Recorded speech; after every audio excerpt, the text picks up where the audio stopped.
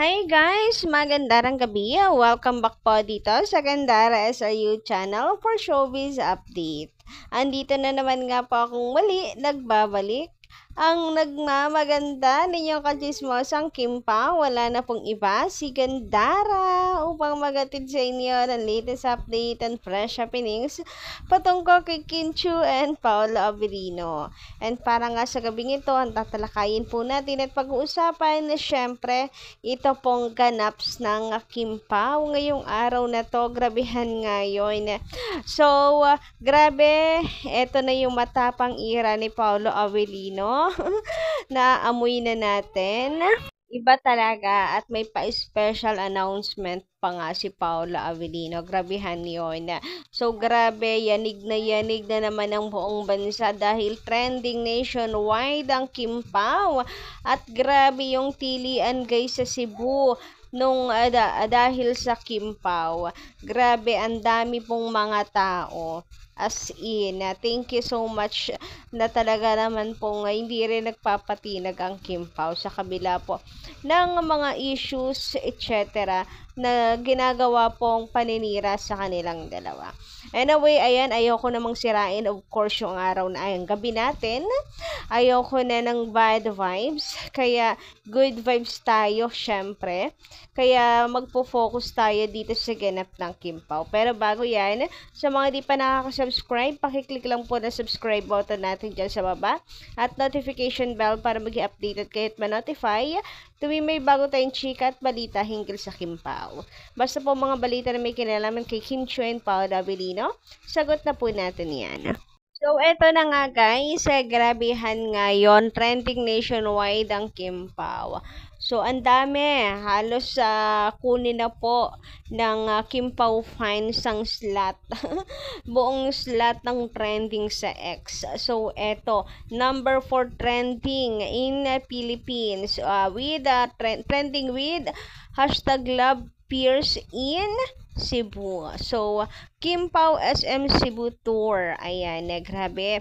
Trending na trending with 8,437 posts. Thank you so much sa mga team natin dyan. Of course, ang hashtag Kimpaw hindi yan mawawala sa trending. Well, araw-araw naman tayo nang trending. Parang ngayon lang ulit ako nakapag-update ng mga trending list natin. Nakakatuwa at nakakataba ng puso na makita muli guys. Ang daming pa-hashtag ulit. Thank you so much sa mga team talaga naman. Kaysa rin ba kayo dyan? Anyway, syempre si Kim Chiu trending din. And syempre kung may Kim, may Paolo Avellino kasi magkadikit na ang pangalan ng dalawang yan. So hashtag Paolo Avellino trending din po.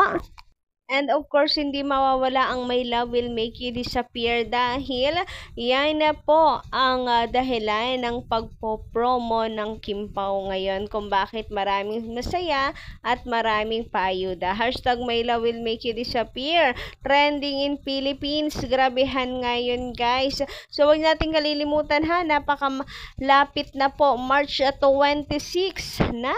Naku, malapit na. Ang daming trending, no? Anyway, number 6 naman trending in Philippines ang Kimpaw SM Cebu Tour. O, diba? Sunod-sunod 4, 5, and 6 trending in Philippines.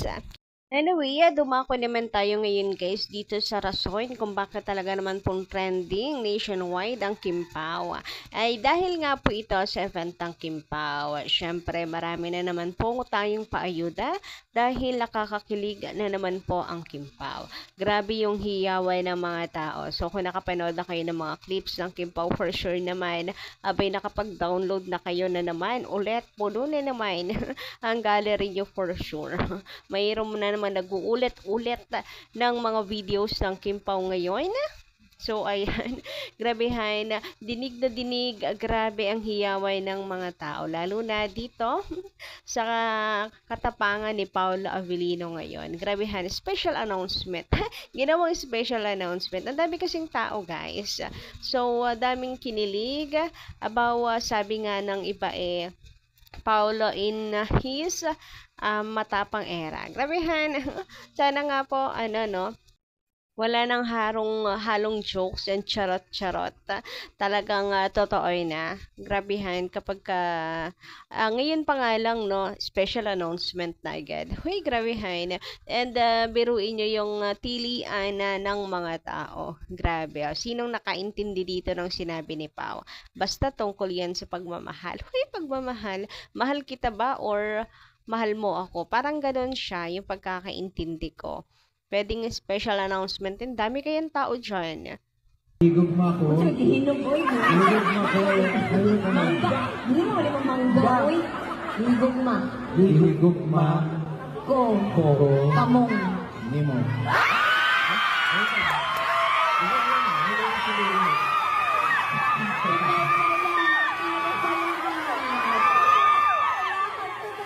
Manguli na dyan, may. Paano na babay na? Uuwi na. Nga naman, nagsabok-sabok ko. Balik dito ko. Ay, pasyaw. Sa babay dahil. Salamat sa inyo. Dili niya kasabot. Ay, kasabot ako. Gamay kay ang aking parents sa Meron ko Bisaya. bang alam na Bisaya din? Yan na rin, yung sinabi niya na rin. Salamat. Grabe, o, diba? Pati si Kimi, ang insect. Tiklop din eh. Ano rin eh. Grabe yung reaction din ni Kimi. Grabehan yun. And nakakatuwa guys, yung hiyawan ng mga tao. Talaga namang napakalakas. Kasi talagang yung chemistry ng Kim Pao nag-uumapaw eh. Kita mo, yung dinig nyo, yung mga hiyawan pa lang ng Kim Pao, sagot na yan eh sa napakalakas na tandem nilang dalawa at lakas ng supporters ng Kim Pao. So, asahin natin guys na hindi po maapektuhan na anuman pong isyong ginagawa sa Kim Pao ang kanilang movie. Dahil mas malakas pa rin tayo kay Lord, malakas pa rin ang suporta ng Kim Pao fans. Anyway, sabi nga dito ni Madam Estelita lalo, hindi rin maapektuhan ng movie kasi may God na siyang kikilos at gagawa ng paraan. Praying and manifesting box office hit or blockbuster and beyond. Immeasurable blessings from God. God will make a way. Yes. Grabe. Kita nyo naman, di ba? Talagang wala pa rin pong tatalo.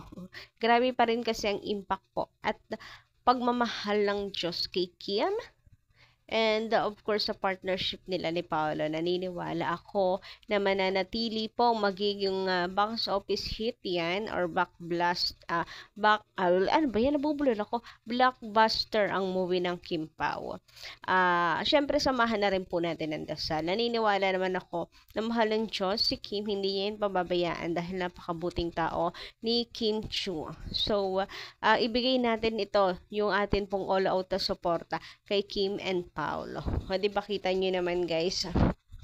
Sabi sa inyo kailanman hindi nila mahihila pababa ang mabuting tao dahil pinagpala ng Diyos si Kim Chiu. Mahal ng Diyos si Kim Chiu. Never nilang madadown niya si Kimi. Sabi naman dito, from Madam Jinky Yumol, magandang gabi. Ma'am Gandara, please. Let us pray all together as Kim Pao, as sincere fans / supporters. And have faith in God. Kasi mas madaling gumawa or mag-isip ng mali or masama than magmahal or gumawa ng mabuti sa kapwa. Likas kasi sa tao ang pagiging makasarili. So the best to counteract evil things is prayers. So let us, Kim Pao supporters, yung tapat sa Kim Pao talaga ha, through good and bad times as well. Trust in to intervene against Satan and his evil works. Kasi this time, being Lenten season, Satan is making double time to stop everyone to do good things in our life. But with true faith and trust in God's love and faithfulness, no one can defeat our strength together as one united family of our God and Father who created us and will always protect us all against all harm. Amen.